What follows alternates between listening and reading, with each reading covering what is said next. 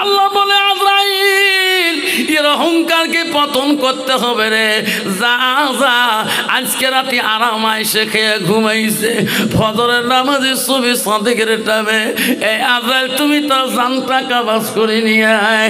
ব্যাপারী দুনিয়া থেকে যখন চলিয়ে যায়, ফজরের নামাজের সময় ব্যাপারীর বিবি দেখে রে, ব্যাপারী ভালো মানুষকে ঘুমাইলো, সকালবেলা চেতন কেন পায় না, হাওয়া করি কান দিয়ে বড় বেটা ফল লাগায়, আব্বা তোর আব্বা ঘুমের ঘরে মরিয়া আছে, তাড়াতাড়ি আয়। মা কান্দা যায় না, মা কান্দা যায় না, ম্যান স্মার্ট আর মানুষ মরণশীল শিক্ষিত ছেলে গো, মাকে বুঝে কানা যাবে না।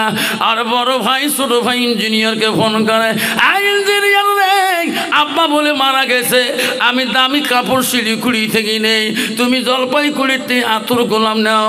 হায় রে দুই ভাই এমন আতুর গোলাম, এমন দামি কাপড় নেব যাতে সাঁতরার মানুষ যত মারা গেছে এমন কাপড় কেউ পরে যেতে পারে না। চারো ভাইয়া হাজির হয়ে গেলেন। মোশা ওই গ্রামের মৌলভী সাহেব ইমাম সাহেব ব্যাপারীর গোসল দিতেছে। গোসল সাহেব ব্যাপারী স্ত্রী দৌড়ি দিয়ে বলছে, ইমাম বাবা আমার স্বামীর গোসল হয়েছে? বলে হ্যাঁ চাচি আম্মা গোসল হয়েছে। বেটারে আমার স্বামীর ব্যাপারী জানাজা তুমি দিতে পারবা না কে? ওই যে ডাক্তার আসে বসিয়েছে উনিও আমার পেটে ছিল, ইঞ্জিনিয়ার আসছে উনি, আমি ওনাকে পেটে রাখছিলাম, আমি পুলিশকে পেটে রাখছিলাম, মাস্টারকে পেটে রাখছিলাম। এই ইমাম সাহেব আমার আব্দুর রহমান পাগলা কোথায়? ব্যাপারী কোন মাদ্রাসায় অ্যাডমিশন করিতেছে একটা দিন আমার কানে বলে নাই। তুমি তো জানো ব্যাপারীর সাথে তোর খুব টান ছিল, বল আমার পাগলা বেটা কোন দেশে অ্যাডমিশন করে এসছো? যতক্ষণ আমার পাগলা বেটা আব্দুর রহমান আসবে না আর ইমাম সাহেব, অতক্ষণ আমি আমার স্বামীর জানাজা তোকে দিতে দেব না। কন্ত বাবা ওই জায়গায় জানাজা দিতে পারবে কি? ইমাম সাহেব বলছে, চাচি আম্মা আমি জানি তোমার বাবু কোন মাদ্রাসায় আছে, আমি সব জানি, তাড়াতাড়ি খবর করো। ইমাম সাহেব দৌড়ি যে আর টেলিফোনে মাদ্রাসায় ফোন লাগালেন। মাদ্রাসার বড় হুজুর হেড হুজুর ফোন ধরে বলল, কে গো? ও হুজুর আসসালামু আলাইকুম। ওয়ালাইকুম সালাম। কে গো? ও হুজুর ব্যাপারী ছেলে আব্দুর রহমান আছে? করে হ্যাঁ আছে। উনি কোরআন ক্লাসে হেফজি কোরআনে পড়ে আছে, উনি কোরআন মুখস্থ দিতেছে। কি হলো? ও হুজুর হঠাৎ করে ব্যাপারী ছবি সাদাকে মারা গিয়েছে। ও হুজুর ছেলেটা তো বহুদিন থেকে আসে না, ছেলেটা যদি মৃত্যুর খবর জানে ছেলেটা কান্দি পাগল হয়ে যাবে। ও হুজুর ছেলেটাকে বুদ্ধি করি কিভাবে বাড়িতে পাঠালাকে পাঠাইয়া দাও, উনি না এসে পর্যন্ত ওনার মা জানাজা দিতে দেবে না। ই হেড হুজুর কিলা অফিস রুম থেকে ডাক মারে, আব্দুর রহমান, ও আব্দুর রহমান ক্লাস থেকে এসো। আব্দুর রহমান বল, হুজুর কেন আমাকে ডাকেন কেন? আমি কোরআন মুখস্থ দিতেছি। ওই যে বেটারে পাঞ্জাবি গায়ে দাও, প্যান্ট পরিয়ে নাও, আমার গাড়িতে উঠো, আমি তো সঙ্গে নিয়ে তোর বাড়িতে যাবো। হুজুর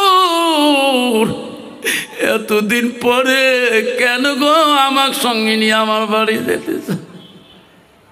হুজুর গো সত্যি করে বলেন আমার বাড়ি থেকে কোনো দূর খবর আছে নাকি? আমার মা কেমন আছে, আমার আব্বাটা কেমন আছে? হুজুর সত্যি করে বলেন হুজুর আমার বাড়ির থেকে কোনো দুর্ঘটনা হয়েছে নাকি? সত্যি করে বলেন। হুজুর দেখতেছে রে এখনো যদি মৃত্যুর কথাটা ছেলেটার মুখে বলি রে এখনো কান্দি পাগল হয়ে যাবে। আমি উস্তাদ হয়ে তাকে নিয়ে যেতে পারবো না। উস্তাদ বুঝে ব্যথা কি হয়েছে পরে বলবো, তুমি আমার গাড়িতে উঠো। উস্তাদজি মাঝে মাঝে আমার বাবাটাকে দেখে মন চলছে আপনি একদিনও ছুটি দেন নাই। ও উস্তাদজি মাঝে মাঝে আমার মা দেখে মন চলে, আপনি কি একটা দিনও আমাকে ছুটি দেন নাই? আজকে আপনি কেন আমাকে নিচে নিয়ে যান, আমাকে খুলে বলেন। ওস্তাদ বলে বেটারে পরে বলবো, এখন বলা যাবে না।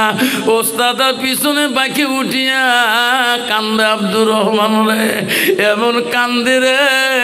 ওস্তাদও কেন আমাকে খুলি বলে না?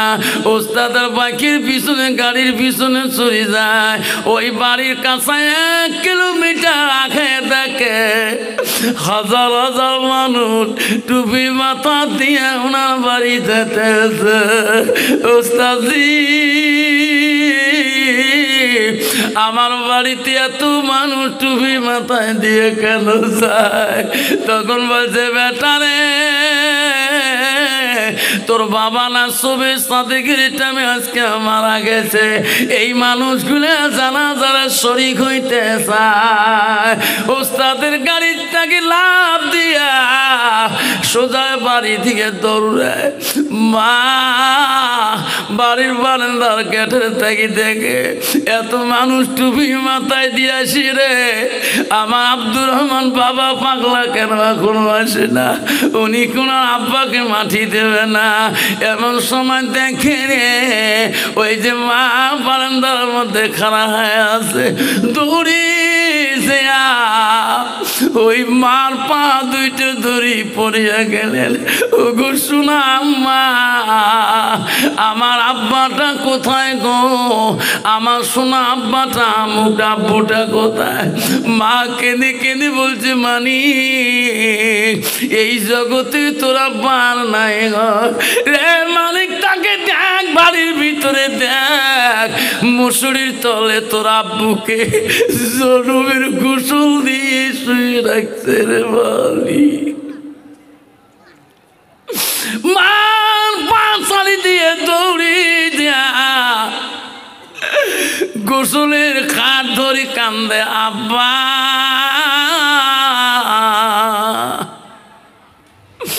মাদ্রাসায় অ্যাডমিশন করি দিলি গো, একটা দিনও দেখতে গেলি না।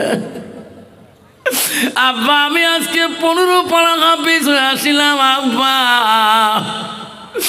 আব্বা আমার তুমি কোরআন পড়া শুনবি না? আব্বা চারু বেটার প্রশংসা করছো, আমার প্রশংসা করা লাগবে না। আমার তুমি কোরআন পড়া শুনবা না? ওই দিন আর আব্বা শুনি না রে। ও শোনা আব্বা, একটা দিন আমার মাদ্রাসায় তুমি আর দেখতে গেলি না। আমি কি খাইলাম কি পড়লাম আব্বা তুমি উস্তাদের মুখ শুনতে গেলি না? কান্দে রে বাবার খাট ধরি কান্দে। বড় ভাই বলে ডাক্তার বলে ইঞ্জিনিয়ার, মানুষ হয়ে গেছে জানাজা দেওয়া। ডাক্তার বলে ইঞ্জিনিয়ার বলে ভাই রে তুমি সব ভাইয়ের বড়, তুমি বাবা জানাজা দাও। ওই সময় ডাক্তার বলে ইঞ্জিনিয়ার আমার বিদ্যা অতটুকু নাই, আজকে বাবার সামনে জানাজা দেওয়ার মতন আমার বিদ্যা নাই। ডাক্তার বলে ইঞ্জিনিয়ার তুমি যাও, তোর ব্রেন বুদ্ধি বেশি, তুমি জানাজা দাও। ইঞ্জিনিয়ারকে আমি তো পারবো না। ইঞ্জিনিয়ার বলে মাস্টার তুমি যাও। মাস্টারকে আমিও তো পারি না। মাস্টার বলে ডাক্তার তুমি যাও। ডাক্তারকে আমিও তো পারি না।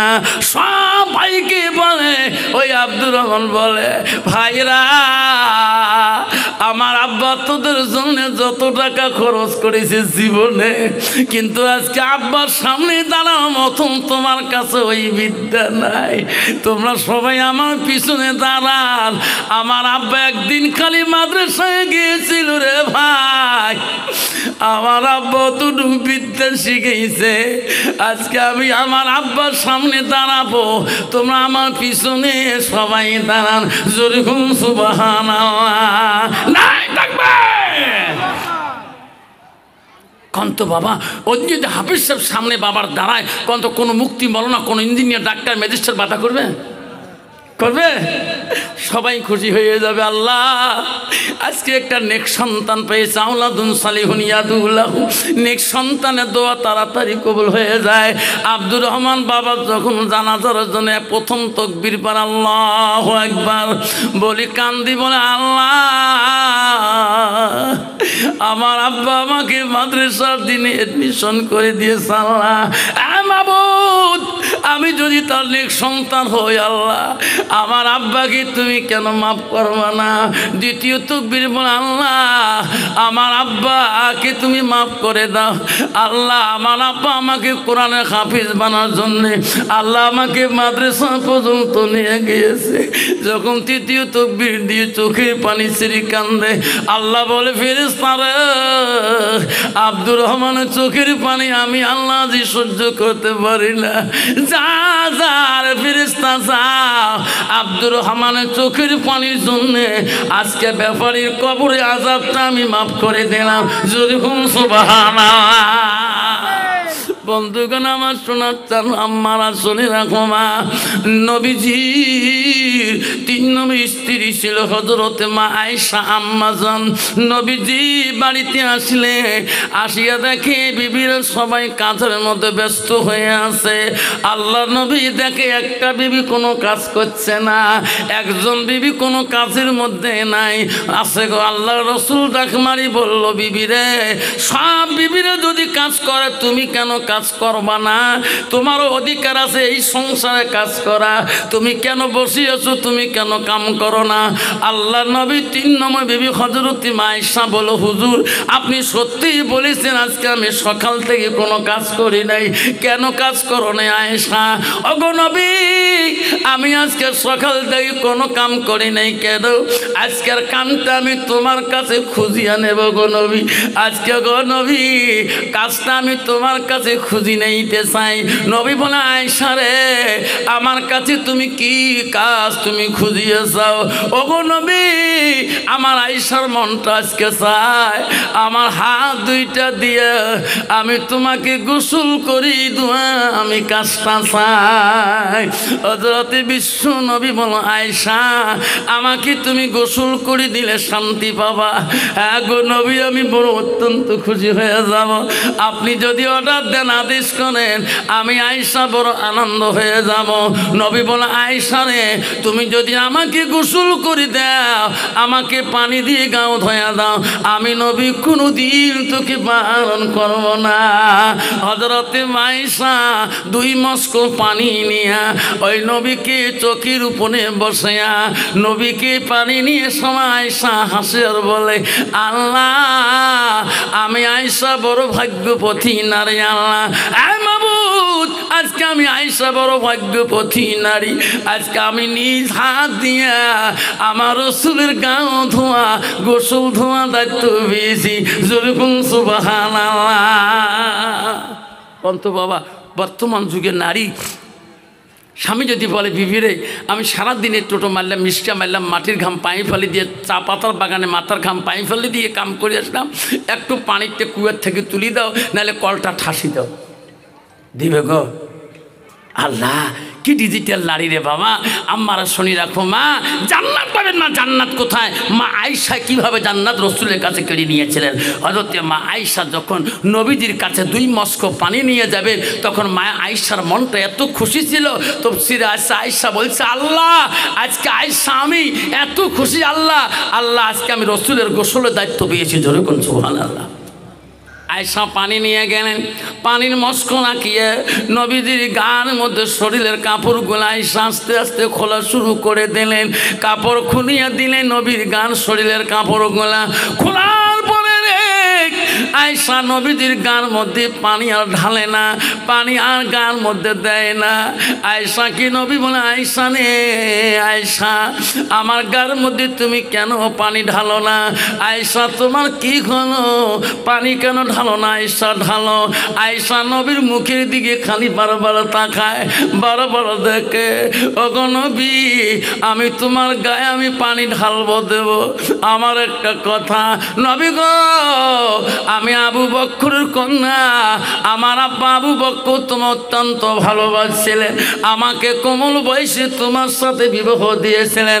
ওগো নবী ওগো নবী আমার একটা প্রশ্ন, ওগো নবী আমি তোমার প্রশ্নটা করি, তোমাকে গোসল দিয়ে দেব। নবী বলল কিসের প্রশ্ন? আয়েশা বলো।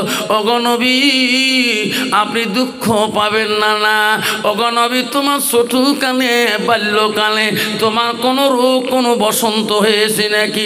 ওগো নবী তোমার কোনো কলেরা হয়েছে নাকি? তোমার গায়ের মধ্যে এত কেন কালো দাগ, এত কেন কালো কালো দাগ দেখা যায়? ওগো নবী আমি শুনতে, ওগো নবী আমি আয়েশা শুনতে চাই। নবী যখন এই প্রশ্ন আয়েশা করে, নবীজি উত্তর দেয় না, নবীজি খালি চোখের পানি ফেলে ফেলে কান্দে। নবীকে আয়েশা বলে ওগো নবী আমি বললাম তোমার শিশুকালে তোমার কোনো রোগ বসন্ত কলেরা হয়েছে নাকি? ওগো নবী আপনি কান্দেন কে? আপনি কথা বলেন না কেন? তখন নবীজি বলছে আয়েশা রে আয়েশা সেই দিনের কথাগুলো তুমি মনে করে দিও না। আয়েশা আমি নবী বড় কষ্ট পাই, আমি নবী বড় ব্যথা পাই। আয়েশা বলছে হুজুর কোন দিনের কথাগুলো তুলে আপনি কষ্ট পান? আয়েশা আমার ছোটকালে শিশুকালে কোনো রোগ, কোনো বিধি, কোনো বসন্ত, কোনো কলেরা হয় নাই। আয়েশা আমার শরীরে যত কালো দাগ দেখো আয়েশা, তাইবের জমিনে যখন আমি ইসলাম প্রচার করতে যাই আয়েশা, তাইববাসীরা আমাকে পাথর সরে পাথর মারি মারি আমার সর্বাঙ্গটা কালো বর্ণ করে দিয়েছে। আয়েশা রে তাইববাসীরা আমাকে পাথর মারি মারি আমার সর্বাঙ্গটা কালো বর্ণ করে দিয়েছে। আয়েশা তাইবের মানুষ ওই দিন আমার উপরে এমন পাথর চলেছিল আয়েশা, আমার শরীরে রক্ত দিয়ে পাঁচ জুতে পর্যন্ত খল খল শব্দ হয়েছিল। আয়েশা আম্মা বলছো গো নবী কিছু দেয় নাই। আমার নবী বলছে আয়েশা রে সঙ্গে সঙ্গে জিবরাইল আসি হাজির হয়েছিল। জিবরাইল আসি বলছো গো নবী আল্লাহ আমাকে পাঠিয়ে দিল, তাইবের জমিনের কাহিনী আল্লাহ সহ্য করতে পারে না।